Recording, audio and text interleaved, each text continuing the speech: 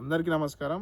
TDP media అంటే yellow media. గత ప్రభుత్వంలో జగన్మోహన్ రెడ్డి గారు వేసిన రోడ్ల మీద ఎప్పుడైనా ఒక వార్త రాశారా? ఎగ్జాంపుల్ చెప్తే ఇప్పుడు సింగరాయకొండ నుంచి కందుకూరు పోయే మా నియోజకవర్గంలో సింగరాయ నుంచి కందుకూరు పోయే రోడ్డు మీరు చూసింటారు ఎంత అద్భుతంగా జగన్మోహన్ రెడ్డి గారు వేసిన రోడ్డు అది. అట్లాంటి ప్రతి ఆంధ్రప్రదేశ్ రాష్ట్రం మొత్తం కొన్ని వేల రోడ్లు అట్లాంటివి వేశారు. వాటి మీద వార్తలు ఉండవు. కేవలం ఏదైనా రోడ్లు పడిపోయి రోడ్లన్నీ కూడా గుంతలమైన అయిపోయి ప్రభుత్వం మీద వ్యతిరేకత వస్తుంది చూడండి, అప్పుడు ప్రజలందరూ కూడా ప్రభుత్వాన్ని తిడుతూ ఉంటారో ఆ వార్తలు తెలిసిన వెంటనే దాన్ని కప్పిపుచ్చడానికి ఇదంతా కాదు చంద్రబాబు గారు తప్పు అసలు చేయలేదు, గత ప్రభుత్వం నిర్లక్ష్యం వల్ల ఇదంతా జరుగుతూ ఉంది, చంద్రబాబు గారు అధికారంలోకి వచ్చిన తర్వాత పవన్ కళ్యాణ్ గారు అధికారంలోకి వచ్చిన తర్వాత వెంటనే రోడ్లకు సంబంధించి ఇన్ని వేల కోట్లు ఖర్చు పెట్టేశారు, కానీ వర్షం పడగానే ఆ రోడ్లన్నీ కూడా మళ్ళీ నాశనం అయిపోయాయి, వర్షం పడగానే రోడ్లన్నీ కూడా గుంతలు పడిపోయాయి.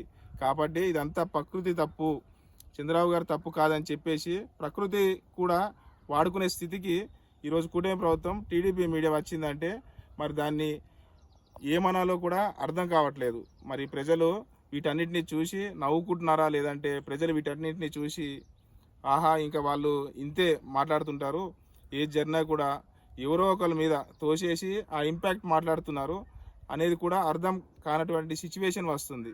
అయితే రోడ్ల దుస్థితి మాత్రం ఖచ్చితంగా అధ్వానమైన దయనీయమైన స్థితి ఉండే అనేది మాత్రం క్లియర్ కట్గా అర్థమవుతూ ఉంది.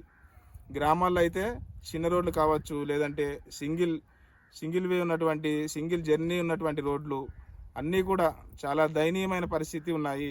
కాలువలు కావచ్చు, లేదంటే కలవట్లు కావచ్చు, అవన్నీ కూడా దారుణమైన పరిస్థితిలో ఉన్నాయి. చిన్న చిన్న బ్రిడ్జులు ఎప్పుడు కూలిపోతాయి అనేటటువంటి దుస్థితికి ఈ ప్రభుత్వం తీసుకొచ్చింది.